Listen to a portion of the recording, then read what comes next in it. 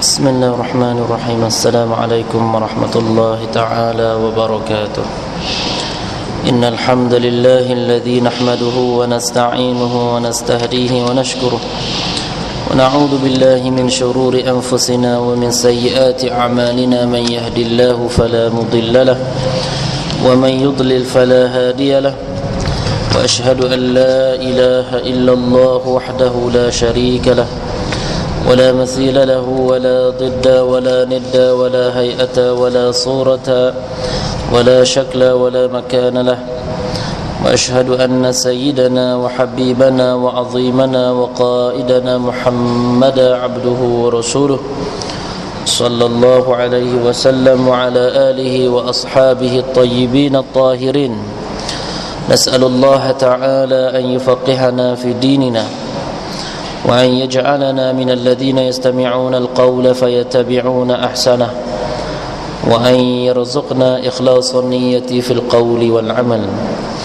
Kita memohon daripada Allah Subhanahu wa taala agar Allah Subhanahu wa taala kurniakan kepada kita niat yang ikhlas kerana Allah taala, dan kita memohon daripada Allah Subhanahu wa taala agar Allah Subhanahu wa taala berikan kefahaman agama kepada kita, dan kita memohon daripada Allah Subhanahu wa taala agar Allah Subhanahu wa taala jadikan kita di antara mereka yang mendengar perkara yang baik lalu kita mengikut dengan sebaik-baiknya.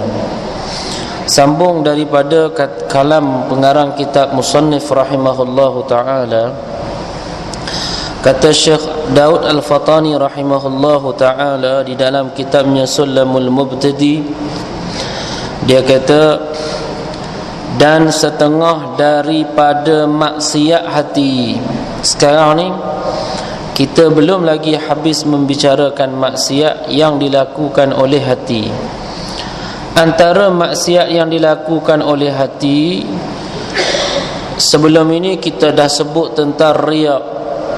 Kemudian pengarang kitab sentuh tentang dosa ujub. Kemudian setelah itu pengarang kitab kata dan setengah daripada maksiat hati. Ni nak sebut hak lain pula. Syak pada Allah dan pada janjinya. Antara yang menjadi dosa pada hati ialah syak pada Allah. Jadi tuan-tuan, nanti bila kita syarah dalam masalah ini, ada maksiat ni dia berupa dosa yang besar, ada maksiat yang berupa dosa kecil, ada maksiat hati dia merupakan dosa kufur, dan yang kufur itu ini dia syak pada Allah Subhanahu wa ta'ala. Kalau ada hak ni, keluar daripada Islam. Keluar daripada Islam. Kerana kita sebagai umat Islam yakin dengan sepenuh-penuhnya akan kewujudan Allah. Kita dah jazam, kita dah belajar, dah yakin dengan sekuat-kuatnya tentang kewujudan Allah Subhanahu wa ta'ala.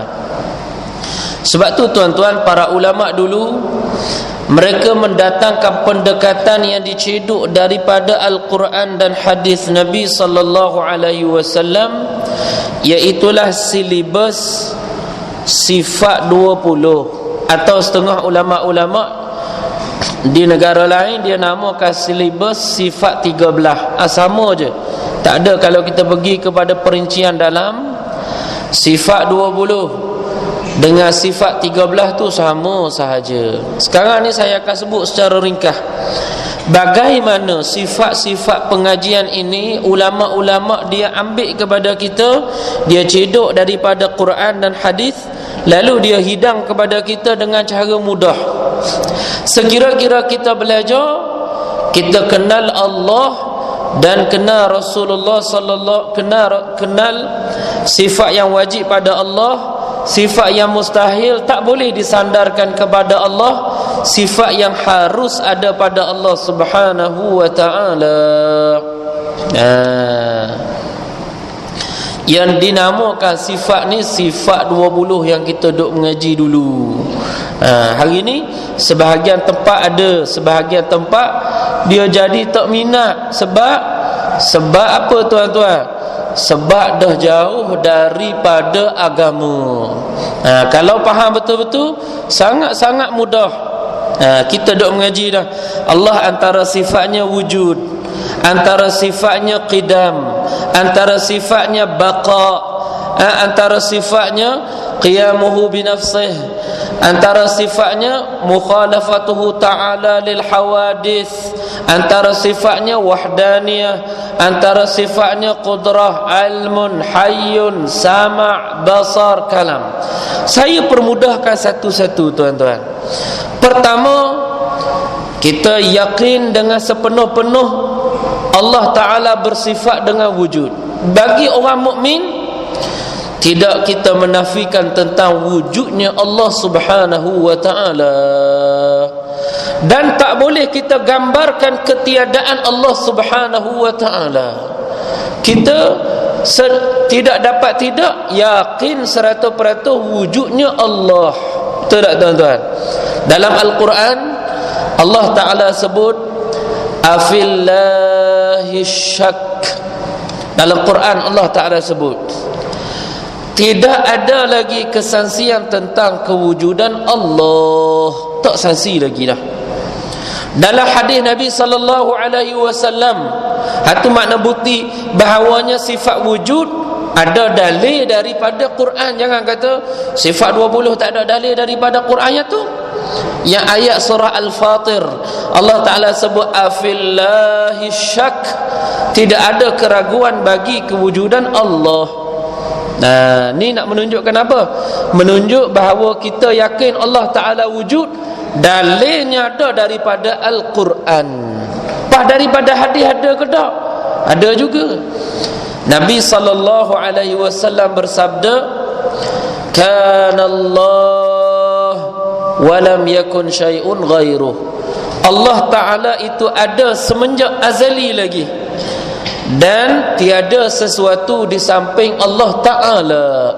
Hadis ni diriwayat oleh Bukhari, diriwayat oleh Ibn Jarud, diriwayat oleh Al-Baihaqi, dan diriwayatkan oleh ramai riwayat-riwayat yang lain lah, perawi-perawi yang lain.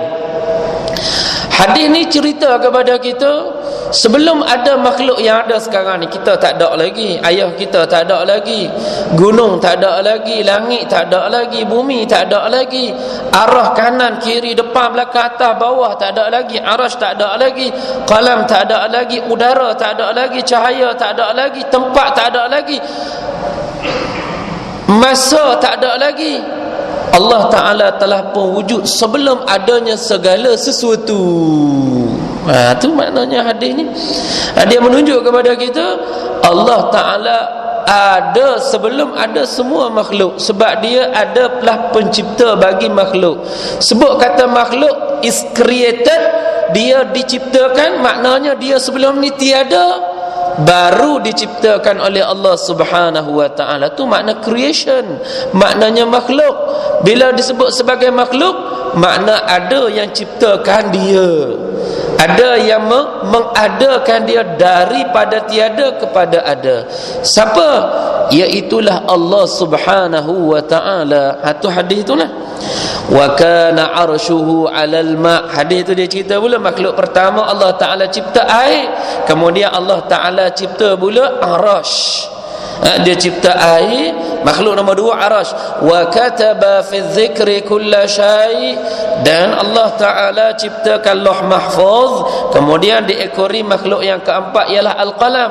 Thumma khalaqas samawati wal ard, dan barulah Allah Ta'ala ciptakan 7 petala langit dan 7 petala bumi, kemudian seterusnya makhluk-makhluk yang lain. Jadi tuan-tuan, hadis ni kita nak cerita ringkas saja bahawa dia menunjuk akan wujudnya Allah. Tengok, sifat wujud ada dalil daripada Al-Quran dan hadis Nabi sallallahu alaihi wasallam. Kemudian kalau kita rujuk pada akal kita pun, akal kita terima wujudnya Allah, dia tak menafikan wujudnya Allah. Kerana setiap adanya benda mesti adanya pencipta. Kaedah apa tuan-tuan? Setiap perbuatan mesti ada yang membuat. Ada catatan buku, mesti ada yang menulis. Betul tak? Ada catatan ni takkan tak ada penulis, mesti ada penulis. Setiap catatan mesti ada penulis. Setiap bangunan mesti ada tukang jumbina. Setiap perahu yang dipasang mesti ada yang memasangnya. Begitulah dalam bab yang lebih utama alam yang luas ini, yang terdiri daripada makhluk pelbagainya, yang ada langit, ada bumi, ada air, ada daratan, ada lautan. Maka tak dapat tidak mesti ada yang menciptakannya, yang menjadikannya, iaitulah Allah Subhanahu wa ta'ala, yang dia itu tak sama sekali-kali dengan makhluk. Habis. Sifat tu sifat wujud. Mudah aja tuan-tuan. Maka kita yakin Allah Ta'ala wujud berdasarkan Al-Quran dan hadis Nabi, dan akal kita pun tak tolak bahawa Allah Ta'ala memang wujud. Selesai satu. Kemudian Allah Ta'ala juga disifatkan dia dengan kidam. Bahasa Arab. Apa maknanya? Maknanya Allah Ta'ala itu tidak ada permulaan bagi kewujudan Allah Subhanahu wa Ta'ala. Allah Ta'ala tidak ada permulaan bagi kewujudannya. Adapun kita ni ada permulaan kerana kita diciptakan. Lahir pada tahun 1940. 1930 tak ada lagi. Baru 1940 baru ada. Artinya kita ada tu dengan ada permulaan. Allah, wujudnya Allah dengan tidak ada permulaan. Sebab apa tak ada permulaan? Kerana tidak ada yang menciptakan Allah. Dia yang menciptakan segala-gala. Ada dalil tak daripada Quran? Ada tak dalil boleh cakap gitu tu? Ada tak dalil daripada Quran? Ada.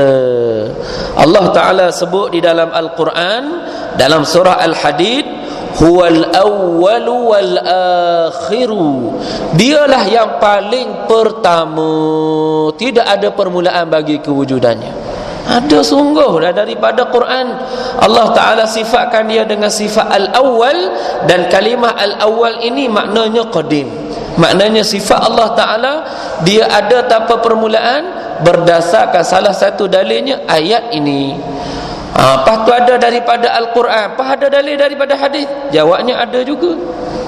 Apa dalil daripada hadis?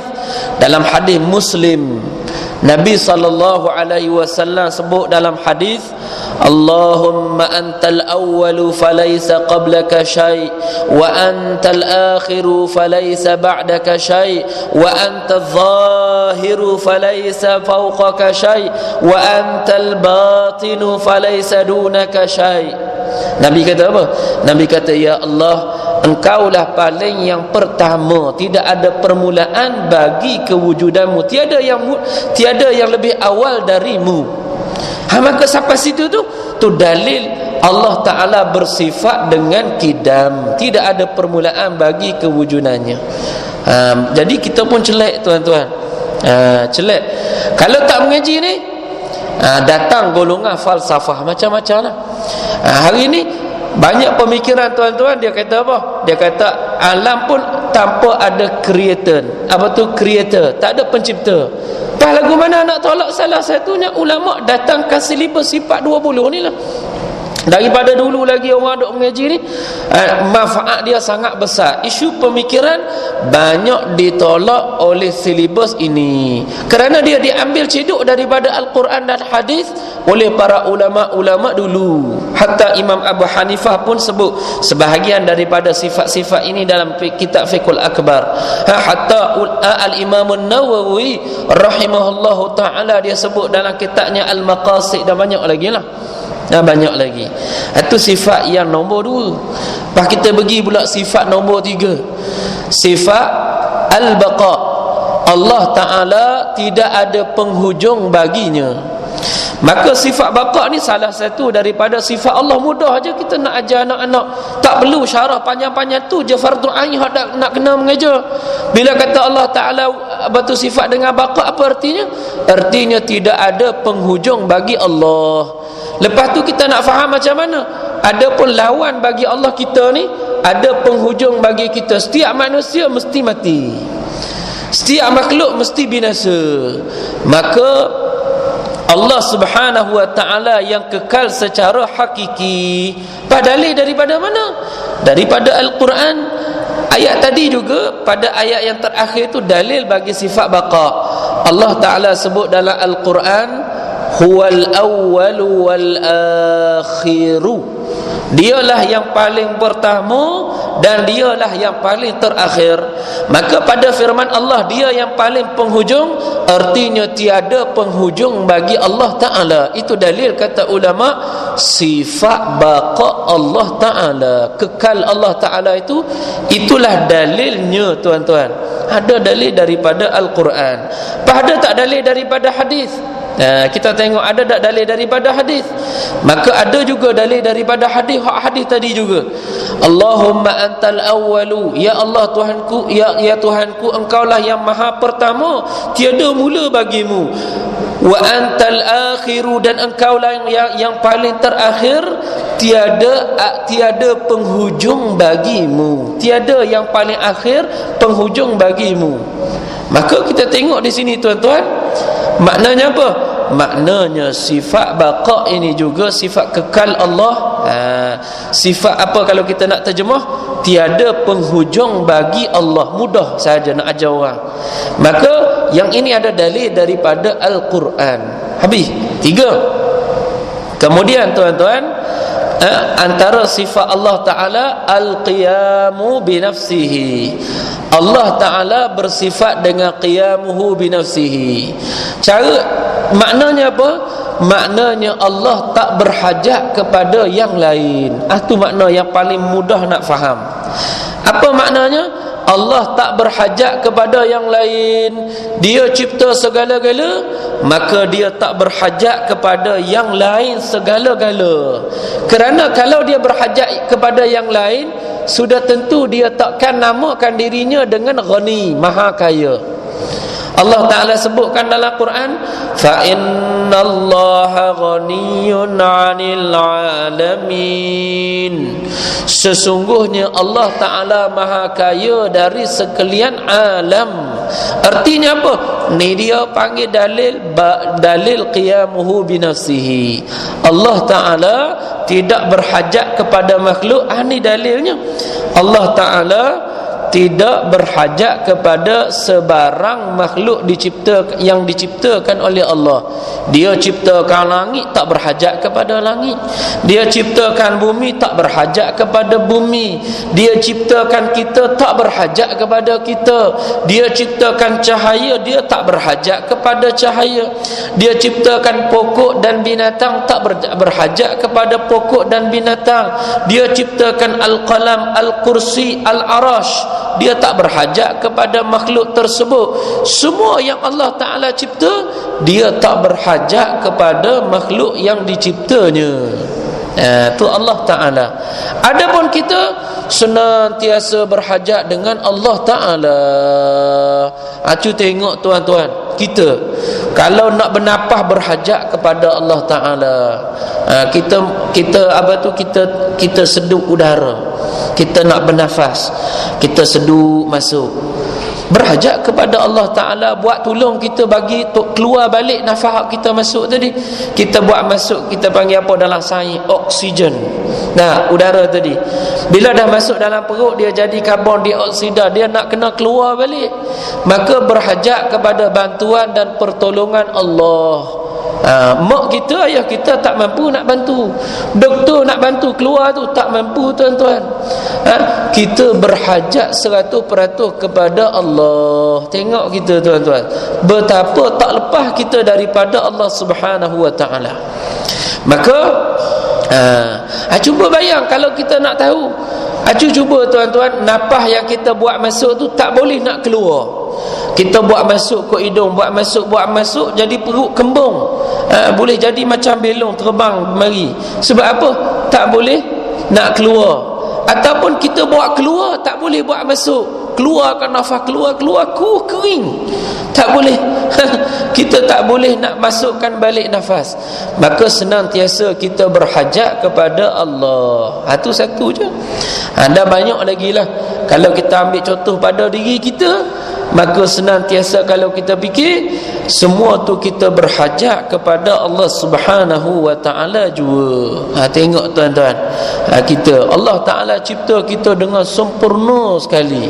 Allah Ta'ala ciptakan mulut. Adanya mulut kita ni makan, kita makan tuan-tuan, makan pepeja, makan cecair. Ada pepeja, ada cecair. Kalau makanan tu cecair, pepejal, maka minuman tu cecair. Yang ni tuan-tuan kita buat masuk dalam satu saluran, satu pintu mulut kita. Yang pepeja pun kok ni lah kita buat masuk. Yang cecair pun kok ni juga kita buat masuk. Lepas tu tuan-tuan, masuk dalam jasad kita ada pengurusan Masya Allah sangat hebat. Keluar dua pepejal ni, pepejal dan cecair ni, dari keluar ikut dua saluran. Tadi masuk kok satu, keluar kok dua. Yang pepejal tubik kok belakang, yang cecair keluar kok depan. Subhanallah, tak pernah kita fikir dah. Jadi tuan-tuan, ini menunjuk akan hebatnya Allah. Kita tak lepas dengan Allah Subhanahu wa ta'ala. Cuba kita fikir sikit, jauh sikit. Kalau pepejal tubik kok depan, kalau pepejal tubik ke depan, cecair tubik ke belakang, haru pening kepala kita. Pening kepala kita. Allah, kita pun duk sorang-sorang fikir, betul. Sungguh kita tak lepas daripada Allah Subhanahu wa ta'ala. Betapa bersyukur kita dengan ciptaan Allah kepada kita. Itu tengok tuan-tuan, kalau kita mengaji, maka kita nampak ilmu ni sangat mulia kepada kita. Baik. Itu salah satu. Baik. Kemudian kita juga diajar bahawa antara sifat Allah Ta'ala, Allah Ta'ala bersifat dengan mukhalafatuhu lil hawadith. Allah Ta'ala Allah Subhanahu wa ta'ala tak sama dengan makhluk. Tak sama dengan makhluk tuan-tuan. Sekali-kali Allah tak sama dengan makhluk. Satu makhluk pun tak sama Allah Ta'ala dengannya. Dan makhluk tak sama dengan Allah Ta'ala. Apa ada dalil daripada Quran tak sifat 20 ni? Ada. Bukankah dalam surah Dam banyak pula tu dalil daripada Quran. Allah Ta'ala sebut dalam surah Syura ayat 11, laisa kamitslihi syai'. Sesungguhnya Allah Ta'ala itu sekali-kali tak sama dengan makhluk. Ayat ni tuan-tuan, Allah Ta'ala tak sebut dia tak sama dengan pokok, dia tak sama dengan meja sahaja, dia tak sama dengan lembu, dia tak sama dengan kambing, tak sama dengan malaikat, tak sama dengan bangunan, tak sama dengan langit, tak sama dengan bumi. Tak tu je tuan-tuan. Tapi Allah Ta'ala sebut dalam ayat yang ringkas, dia sebut semua benda tak sama dengan Allah. Jadi apa sahaja benda yang dijadikan oleh Allah, jangan kata nak sama dengan Allah satu benda, bahkan semua benda tak sama dengan Allah. Dia kita faham daripada mana? Daripada ayat tadilah. Allah kata laisa kamitslihi syai'. Allah Ta'ala dia tidak sama sekali-kali dengan makhluk. Kalau orang faham bahasa Arab, lagi mudah saya nak syarah. Sebab apa tuan-tuan? Kalau faham bahasa Arab, kalimah syai'un tu nakirah. Nakirah ni umum. Kemudian laisa tu nafi. Ada kaedah dalam nahwu, sekiranya nakirah dia datang dalam ayat yang nafi, maka penafian itu bersifat umum tanpa ada kecuali sedikit pun. Artinya Allah Ta'ala la yushbihu syai'an biwajhin minal wujuh. Allah Subhanahu wa ta'ala itu tidak sekali-kali sama dengan makhluk dalam semua segi, dalam pelbagai segi. Tak ada benda yang sama dengan Allah. Itu maknanya. Ada dalil daripada Quran. Lepas tu dalam surah Ikhlas pun ada. Allah Ta'ala sebut lam yakul lahu kufuwan ahad. Allah Ta'ala tidak ada satu pun yang boleh dibanding tara dengan Allah Ta'ala, tak sama. Pada dalil daripada Quran ada. Walillahil masalul a'la. Allah Ta'ala memiliki sifat yang mulia yang tak sama dengan makhluk. Ada dalil lain pula. La tadribu lillahil amsal. Jangan sekali-kali kamu mengumpamakan Allah dengan makhluk. Maknanya banyak sangat dalil daripada Quran bagi sifat mukhalafatuhu ta'ala lil hawadith. Daripada hadis ada juga Nabi kata dalam hadis yang diriwayatkan oleh Abu Qasim Al-Qushairi, juga diriwayat oleh Suyuti, Nabi kata apa? La fikrata fir rabb. Tak boleh haram kita memikir-mikir akan Allah. Apa ni tuan-tuan? Nak syarah sikit sini. Artinya apa? Kerana Allah Ta'ala ciptakan akal kita ni terhad. Ada batasan dia. Kita boleh fikir sebahagian benda, ada benda tak boleh nak fikir. Tak boleh nak fikir. Antara yang dibataskan oleh Allah Ta'ala bagi akal kita untuk ta'akul, akal kita tak boleh nak fikir, nak imagine, nak khayal, nak bayangkan, nak fikir, tak boleh. Iaitulah kewujudan Allah Subhanahu wa Ta'ala. Sebab tu ulama kata orang yang beriman macam mana dia beriman? Dia kata mahma tasawwarta bibalik fallahu bi khilafi zalik. Macam mana pun kita nak bayangkan Allah, Allah tidak seperti itu. Kerana apa yang kita boleh bayang dengan akal fikiran kita makhluk semata-mata. Kita boleh bayang dengan akal kita benda yang ada ukuran sahaja tuan-tuan. Benda yang ada dimensi sahaja. Benda yang ada sifat makhluk sahaja. Adapun yang tidak bersifat dengan sifat makhluk, akal kita tak boleh nak bayang akan dia. Sebab tu ulama kata mahma tasawwarta bibalik fallahu bi khilafi zalik. Apa sahaja yang kamu bayang pada akal fikiranmu, maka Allah Ta'ala tidak seperti itu. Kita akal kita ni seaneh-aneh makhluk, macam mana akal kita boleh bayang? Kita kata misal contoh tuan-tuan, kita kata di luar sana, kalau kita tak tengok pun ada satu makhluk, ada tayar park, ada side mirror kanan kiri, kemudian ada bomo, ada tikat tepi, ada cermin depan. Otak kita pun rangsang dan dia nampak terus. Kalau kita minta tulis, setiap orang hak ada sini pun boleh tulis. Hak ni lukis lagu ni, hak ni lukis lagu ni. Jadi nampak kita, akal kita boleh bayang. Sebab apa? Sebab dia makhluk. Misal contoh kita kata di luar sana ada satu makhluk tanduk panjang, walaupun tak ada.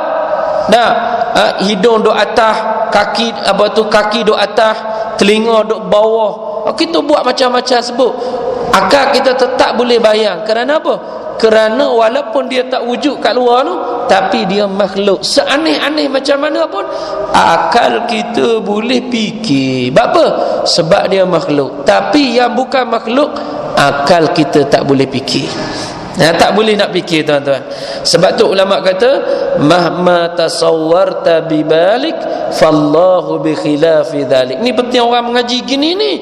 Kalau tak mengaji benda ni, nak mati sakit. Lagu mana?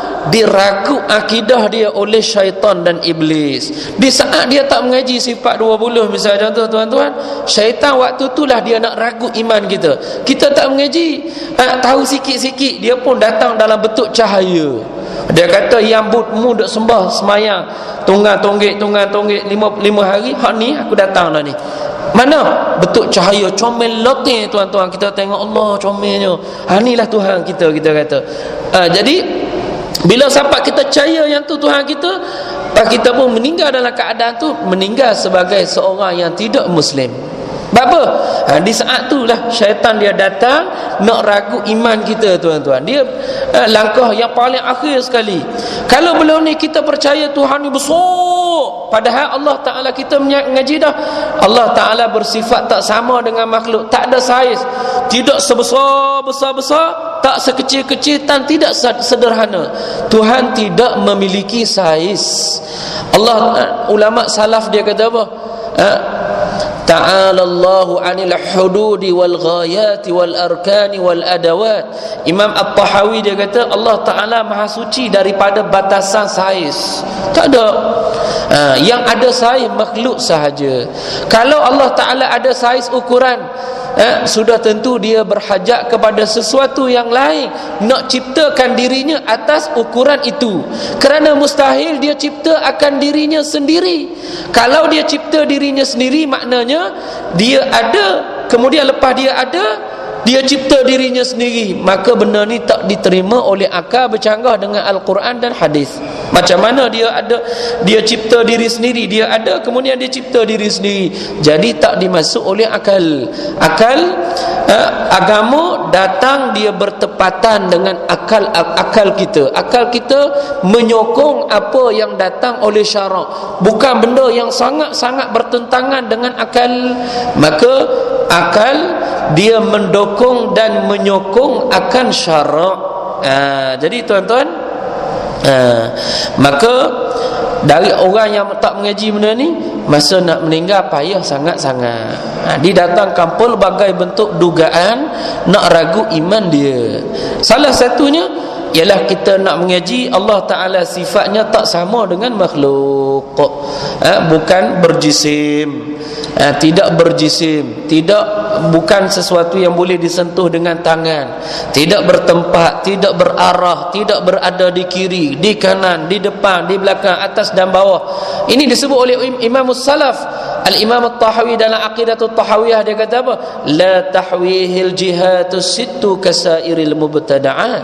Allah Ta'ala tidak diliputi oleh sebarang arah, sebagaimana 6 arah ini, kiri, kanan, depan, belakang, atas dan bawah ni, makhluk sahaja bersifat dengannya.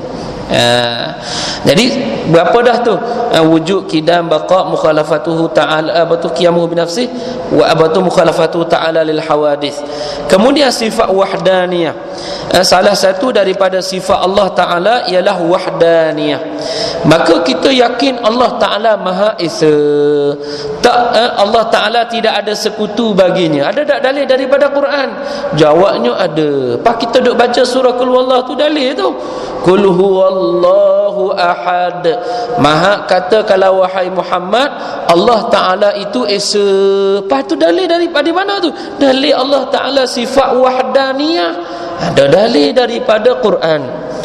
Ada dalil daripada Quran. Patut Esa Allah Ta'ala artinya tidak ada sekutu bagi Allah. Ni ulama dia bagi dalam sikit nak bagi faham. Esa Allah Ta'ala bukan dari sudut nombor dan bilangan, tapi dari sudut Allah Ta'ala tiada dua baginya, tidak ada sekutu baginya. Imam Abu Hanifah dia kata, Allah Ta'ala wahidum la min tariqil adadi, lakin min tariqi annahu la syarikalah. Allah Ta'ala itu Esa bukan dari sudut bilangan, tetapi dari sudut Allah Ta'ala tidak ada sekutu bagi Allah Ta'ala. Esa satu, tuan-tuan, bila sandar kepada Allah, maknanya tidak ada sekutu bagi Allah. Satu bila sandarkan kepada makhluk, maknanya satu yang menerima dua. Misal contoh tuan-tuan, misal contoh mikrofon ni, kita tanya orang berapa bilangan dia, orang kata satu. Kalau dari sudut akal kita boleh terima tak kita boleh belah dua? Boleh belah tiga. Tapi satu makhluk ni dia boleh menerima dua. Dia boleh menerima bilangan dua, boleh menerima bilangan tiga lagi, boleh kerat tiga, boleh kerat empat. Satu tubuh kita ni haram potong tubuh, tapi nak cerita akal boleh terima tak? Satu. Kalau orang tanya bilangan kita ni berapa ni? Satu.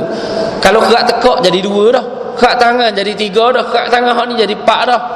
Jadi satu, kita menerima bilangan lebih daripada satu. Adapun Allah Ta'ala, bila kita kata Allah Ta'ala satu, artinya tidak ada dua bagi Allah, tak ada sekutu bagi Allah, bukan dari sudut bilangan. Tu maknanya tuan-tuan. Jadi ulama dia syarah gitulah, dan ini yang disebut oleh Imam Abu Hanifah radhiyallahu anhu. Ada dalil bila kita kata Allah Ta'ala bersifat dengan wahdaniyah. Kemudian antara sifat Allah Ta'ala kudrat. Allah Ta'ala maha kuasa. Salah satu daripada sifat Allah Ta'ala maha kuasa. Allah Subhanahu wa Ta'ala, dia kuasa. Dengan kuasa Allah Ta'ala, kuasa yang sempurna. Dengan kuasa ini dia menjadikan makhluk dan dia mentiadakan makhluk. Dengan kuasa ni Allah Ta'ala ciptakan makhluk dan mentiadakan makhluk. Dalilnya apa tuan-tuan? Dalam Quran ada, Allah Ta'ala sebut wa huwa ala kulli syai'in qadir. Dan Allah Subhanahu wa Ta'ala itu maha berkuasa di atas segala sesuatu. Ada tak sifat kudrat dalil daripada Quran? Ada. Mana? Yang tu yang kita dah sebut tadi. Kemudian daripada hadis, Nabi sebut, ada hadis tuan-tuan yang warid kita baca masa doa istikharah dalam hadis tu. Hadis tu panjang. Salah satu kita sebut dalam hadis tu, anta Allah fa innaka ta'lamu wa la a'lam wa taqdiru wa la aqdir. Engkaulah tak Tuhan yang maha mengetahui, aku tak tahu. Engkaulah yang maha berkuasa, aku tidak berkuasa. Maka ni dalil tuan-tuan, Allah Ta'ala ada sifat kuasa, sifat kudrah. Maka ini ada dalil daripada Quran dan hadis. Sifat kudrah ada dalil Quran hadis. Kemudian tuan-tuan, sifat iradat. Maknanya iradat, maknanya Allah Ta'ala maha melakukan apa yang dia kehendaki. Allah Ta'ala dengan kehendaknya dia menciptakan segala-gala. Kita pada asalnya, kita sebelum kita ada sekarang ni, dengan warna kulit yang kita ada, dengan saiz panjang, tinggi, lebar yang kita ada, dengan zaman yang kita duduk sekarang ni, ini sekarang, sebelum kita ada ni, kita mempunyai kemungkinan untuk ada pada zaman Nabi Adam. Betul tak? Untuk ada pada zaman Isa, zaman Nabi Musa, zaman Nabi Nuh, ada kemungkinan. Dan kita ada kemungkinan untuk lebih panjang saiz daripada sekarang, atau lebih pendek daripada sekarang, atau lebih putih daripada sekarang, atau lebih hitam daripada sekarang. Tapi bila Allah Ta'ala dengan sifat iradatnya, dengan kehendaknya, dia berkehendak, maka jadilah kita tuan-tuan hidup kita di zaman ini dengan warna yang sekian ini, dengan panjang yang sekian ini, dengan lebar yang sekian ini. Maka adanya kita dengan sifat-sifat tersebut dengan iradat, dengan kehendak Allah Ta'ala. Padahal ada tak daripada Quran? Ada. Allah Ta'ala sebut, wa ma tasha'una illa an yasha Allahu rabbul alamin. Dan tidaklah manusia itu berkehendak melainkan apa yang dikehendaki oleh Allah Subhanahu wa Ta'ala. Artinya surah ini menunjukkan bahawa Allah Ta'ala bersifat dengan iradat. Daripada hadis pula, antara yang diajar oleh Nabi kepada anak-anak perempuan baginda Muhammad sallallahu alaihi wasallam, Nabi ajar akidah ni lah. Nabi kata, masya Allahu kana wa ma lam yasha lam yakun. Apa yang Allah Ta'ala kehendaki pada azali pasti akan berlaku. Apa yang Allah Ta'ala tidak kehendaki berlaku pada azali di dunia ini pasti tak akan berlaku. Ini yang Nabi ajar kepada anak dia. Maka hadis ni mutawatir, diriwayatkan oleh Abu Daud, lagi sahih. Maka dia ini dalil Allah Ta'ala bersifat dengan iradat. Kemudian sifat ilmu. Allah Ta'ala memiliki sifat ilmu. Maknanya ilmu Allah Ta'ala azali dan abadi, tak ada permulaan, tak ada pengakhiran, tak berubah. Adapun ilmu kita berubah-ubah. Kita sebelum masuk universiti jahil, masuk universiti 4 tahun mengaji, alim lah sikit. Kemudian lepas habis universiti kita nikah, kita kahwin tuan-tuan, penuh dengan kerja gapo tak ingat habis hak ngaji dulu. Semester pertama habis tak ada, semester kedua habis tak ada, semester ketiga habis tak ada, habis 4 tahun jadi jahil balik. Dulu dah jahil dah, kemudian jadi alim sekejap, kemudian jadi jahil pula. Maknanya ilmu yang bertepek yang melekat pada kita tu, dia bersifat berubah-ubah. Allah Ta'ala alim, Asy-Syafi'i alim, tapi alim Allah tak sama dengan alimnya Syafi'i. Ilmu Allah dia azali dan abadi, tidak berubah-ubah. Adapun Syafi'i ilmunya berubah-ubah. Ilmu ulama dia berubah-ubah, bertambah dan berkurang. Dalil daripada Al-Quran, Allah Ta'ala sebut wa anna Allah qad ahata bi kulli syai'in ilma. Sesungguhnya Allah Subhanahu wa taala itu ilmunya meliputi segala sesuatu. Ilmu Allah Ta'ala meliputi segala sesuatu. Tak dapat kita bayang apa tu tuan-tuan, bilangan pepasir di laut. Kita gengasa ya. Sungguh kita tak mampu nak bilang genggaman pepasir hak kita genggam. Bayangkan tanah pepasir yang ada di tepi pantai. Allah Ta'ala tahu satu persatu bilangannya. Baik tu kalau yang di pantai, bayangkan yang ada di gunung, Allah Ta'ala tahu semuanya tuan-tuan. Tu yang ada di gunung, bayangkan yang ada di dalam negeri, dan begitulah seterusnya. Semuanya ini tuan-tuan tak lepas daripada pengetahuan Allah. Itu dalil ilmu daripada Al-Quran, ataupun dalil ilmu Allah Ta'ala ada ilmu daripada hadis riwayat At-Tirmizi. Nabi kata bila dia doa istikharah, Nabi kata wa fa innaka ta'lamu wa la a'lam. Sesungguhnya Allah Ta'ala, engkaulah yang maha mengetahui, aku tidak mengetahui. Itu dalil daripada hadis. Kemudian sifat hidup, sifat hayat Allah Ta'ala, salah satu daripada sifat Allah Ta'ala hayat. Hayat tuan-tuan, Allah Ta'ala bersifat dengan sifat hayat. Hayatun azaliyatun abadiyatun. Hayat Allah azali dan abadi, tak ada permulaan, tidak ada pengakhiran bagi hayat Allah Subhanahu wa Ta'ala. Kita beriman dengan Allah Ta'ala bersifat dengan sifat hidup. Ada dalil dah Allah Ta'ala bersifat dengan hidup, ada dalil daripada Al-Quran dan hadis Nabi sallallahu alaihi wasallam. Kita duk baca semua dah tu. Allahu la ilaha illa huwal hayyul qayyum. Dah baca dah tu tuan-tuan, dalil hak tu dah tu. Dalil Allah Ta'ala bersifat dengan hayat daripada surah ayat-ayat Al-Kursi. Dan banyak lagi ayat hak tu yang menceritakan Allah Ta'ala bersifat hayy, iaitulah sifat hayat. Ada dalil daripada Al-Quran. Allah tiada yang disembah selain Allah, dialah yang bersifat dengan hayyu. Dalam hadis pun ada juga, hadis riwayat Muslim. Kita baca dalam doa pelindung. Biasanya orang ajar baca doa pelindung, ya hayyu ya qayyum birahmatika astaghith aslih lana sya'nana kullah wa la takilna ila anfusina tarfata ain. Ya hayyu ya qayyum, wahai Tuhan yang maha hidup, ya qayyum yang tidak berhajat kepada yang lain, aslih lana sya'nana kullah, engkau perbaikilah kehidupan aku, urusan kehidupan aku seluruhnya. Wala tukallimni, jangan kamu biarkan diriku ini walaupun dengan sedetik, sekelip mata. Maka tuan-tuan, ayat hadis ni dia dalil bagi kita akan Allah Ta'ala itu dia bersifat dengan hayat. Ada dalil daripada Quran. Allah Ta'ala hidup dia tak sama dengan hidup kita. Hidup Allah Ta'ala tidak berruh, tidak berjasad, tidak berdaging, tidak bertulang, tidak bertulang sumsum. Adapun kita tuan-tuan, kita bila kita sebut hidup, kita ada nyawa, ada ruh. Buah nyawa ni dipanggil mati. Sebab tu ulama tolak, kalau kita tidur bukan mati, artinya badan kita ni dipanjangkan ruh dia. Kalau keluar ruh daripada tubuh masa tidur tuan-tuan, mati dah lah. Tak hidup dah lah kita tuan-tuan. Tu kata ulama, bila kita tidur bukan keluar ruh daripada jasad, tak betul. Kata ulama bila dia tafsir banyak hadis, dia kata ini bukan maknanya keluar ruh, tapi ruh ni dia sifat dia macam getah, dia panjang. Boleh sampai Mekah, kita boleh lihat kita duduk Mekah, boleh kita lihat kita duduk di mana-mana, itu dengan pandangan masa tidur. Maka ni tuan-tuan, roh dia boleh panjang, tetapi bila dia keluar baru orang tu dia meninggal.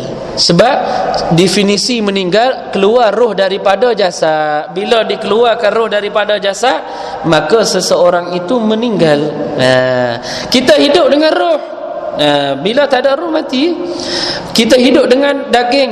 Cuba buang habis daging yang ada pada kita. Pergilah jumpa doktor mana pun tuan-tuan, buang habis daging tu. Hidup tak tuan-tuan? Secara adat tak hidup.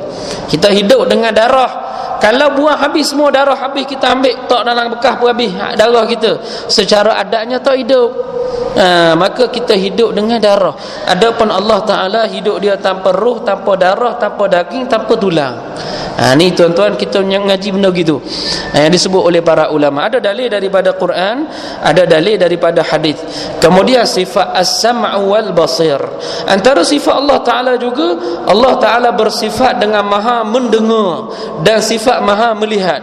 Dalil daripada Al-Quran, Allah Ta'ala sebut laisa kamitslihi syai' wa huwas sami'ul basir. Allah Subhanahu wa taala tak sama sekali-kali dengan makhluk. Dia yang bersifat dengan maha mendengar dan maha melihat. Kata ulama, kenapa didahulukan menyucikan Allah daripada sifat makhluk, kemudian baru kata Allah Taala bersifat dengan maha mendengar dan maha melihat? Kata ulama, supaya orang kalau dia baca Quran, dia tidak menyangka-nyangka Allah Taala mempunyai sifat mendengar Allah Ta'ala sama dengan makhluk. Dengan ada telinga, dengan ada alat, ada. Allah Ta'ala mendengar dengan sifat mendengar tanpa telinga, tanpa gegendang, tanpa sebarang alat dan tanpa sebarang bantuan. Adapun kita dengar, kalau ada telinga, kalau tak ada telinga tak dengar. Kita dengar, ada dinding, kalau ada ada gegendang, kalau tak ada gegendang tak dengar.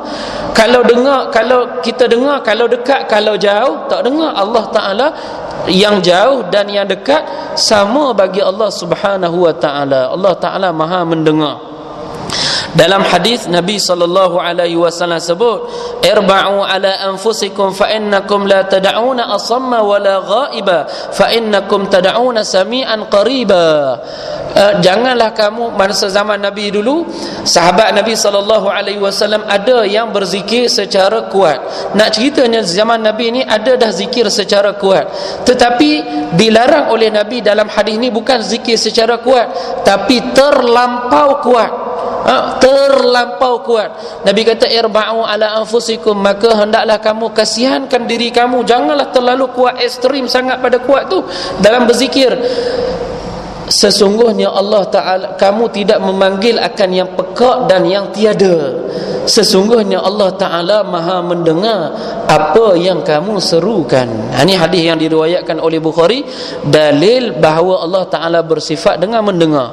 Sifat melihat, dalil dari Quran dah sebut dah tadi. Daripada hadis kita dah dengar semua dah. Bila disebut al-ihsan, bila disebut apakah makna ihsan? Ihsan an ta'budallaha ka'annaka tarah, fa in lam takun tarah fa innahu yarak. Ihsan maknanya kamu buat ibadat seolah-olah Allah, kamu melihat Allah. Jika kamu tak terdaya nak buat begitu, yakinlah Allah Ta'ala senantiasa melihat akan kamu. Artinya hadis ni menetapkan Allah Ta'ala bersifat dengan sifat maha melihat. Dan sifat yang ke-13 terakhir yang nak sebut ni, iaitulah sifat kalam. Tong ada daripada Quran dan hadis juga. Dalam Al-Quran Allah Ta'ala berfirman, wa kallamallahu Musa taklima. Sesungguhnya Allah Ta'ala dia berkata-kata dengan Nabi Allah Musa alaihi salatu wassalam. Ayat ni dia menunjuk akan bahawasanya Allah Ta'ala bersifat dengan sifat kalam, dan kalam Allah Ta'ala bukan berhuruf, bukan bersuara dan bukan berbahasa, bukan bahasa Arab atau bahasa-bahasa yang lain, kerana yang itu adalah sifat makhluk. Dan dalil daripada hadis Nabi sallallahu alaihi wasallam yang diriwayat oleh Tirmizi, ma minkum min ahadin illa sayukallimuhu yaumal qiyamah laisa bainahu wa bainahu turjuman. Tidak ada manusia di hari akhirat kelak bila duduk di padang mahsyar melainkan dia dibicarakan oleh Allah Subhanahu wa taala, tiada di antara Allah dan dia itu penterjemah. Maka tuan-tuan, ini yang saya sebut tu adalah sikit telajak dalil yang ada daripada Al-Quran dan hadis menunjukkan adanya sifat 20 tadi. Jangan kata sifat 20 ni falsafah gerik, tak pakar, siapa mengaji tak kenal Allah Ta'ala. Ambil kok mana? Ambil kok Al-Quran dan hadis Nabi SAW yang kita duk syarah tadi, daripada sifat wujud, qidam, baqa, mukhalafatuhu ta'ala lil hawadith hingga akhir tu, kita ambil daripada Al-Quran. Ulama istinbat daripada Al-Quran dan juga hadis Nabi SAW. Jadi tuan-tuan yang dirahmati oleh Allah Ta'ala, ulama-ulama dulu dia bijaksana. Dia dah khatam awal, dia dah istinbat awal daripada Al-Quran dan hadis. Cuma kita je tak reti, kita sahaja tak pandai, kita sahaja yang tak pandai. Maka tuan-tuan yang dirahmati oleh Allah Ta'ala, disebut oleh Al-Imam Abu Hanifah, Al-Imam Nawawi, Syekh Abu Hasan Al-Ash'ari, Imam Abu Mansur Al-Maturidi, Al-Imam Al-Bukhari dia karang Khalqu Af'alil Ibad. Kemudian Ibn Hajar Al-Asqalani, Al-Imam Al-Ghazali dalam kitab Al-I'tiqad fil Iqtisad, dan banyak lagi, Al-Asfaraini dan sebagainya. Maka semua ni kita nak kena yakin. Tak kena lagi, last sekali saya nak sebut di sini dalam masalah yang kita duk syarah tadi, antara maksiat hati ialah orang tu dia syak pada Allah. Artinya apa? Dia tak percaya Allah Ta'ala bersifat dengan sifat wujud. Hak ni tak Muslim. Itu maknanya.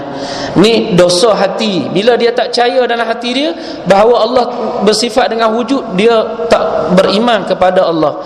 Kemudian dia tak percaya Allah Ta'ala maha kuasa di atas segala sesuatu, kudrat. Maka orang ni dia tak beriman dengan Allah. Dia tak percaya Allah Ta'ala bersifat dengan maha mendengar, tak beriman dengan Allah Ta'ala. Maknanya ya tolak sifat 20 tu, kalau kena pada hak ni nyaya tuan-tuan. Nyaya. Sebab apa?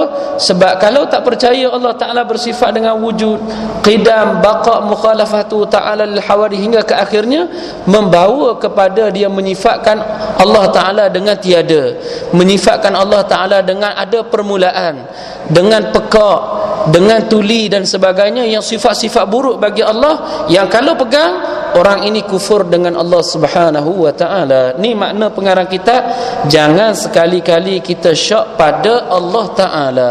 Yang kita duk syarah tadi, 3 kalimah ini sahaja daripada apa yang disebut oleh Syekh Daud Al-Fatani rahimahullahu ta'ala. Semoga insya-Allah pada minggu akan datang kita akan sambung pada kata pengarang kitab rahimahullahu ta'ala, al-amnu fi makrillah wal qunutu min rahmatillah, iaitu berasa aman dan selamat daripada siksaan Allah dan berputus asa daripada rahmat Allah. Yang ni kita akan syarah pada minggu-minggu yang akan datang insya-Allah. Qul qawli hadza astaghfirullah li wa lakum. Assalamualaikum warahmatullahi taala wabarakatuh. Bismillahirrahmanirrahim. Alhamdulillah rabbil alamin. Wassalatu wassalamu ala asyrafil anbiya'i wal mursalin wa ala alihi wa ashabihi at-tayyibin at-tahirin. Allahumma qsim lana min khashyatik ma yahulu bainana wa bain ma'asik, wa min at-ta'ati ma tuballighuna bihi jannatak, wa min al-yaqini ma tuhawwinu bihi alayna masa'ib ad-dunya. Allahumma matti'na bi asma'ina wa absarina wa quwwatina ma ahyaytana waj'alhu waritha minna waj'al tha'rana ala man zalamana wansurna على من عادانا ولا تجعل مصيبتنا في ديننا وصلى الله على سيدنا محمد وعلى آله وصحبه أجمعين والحمد لله رب العالمين.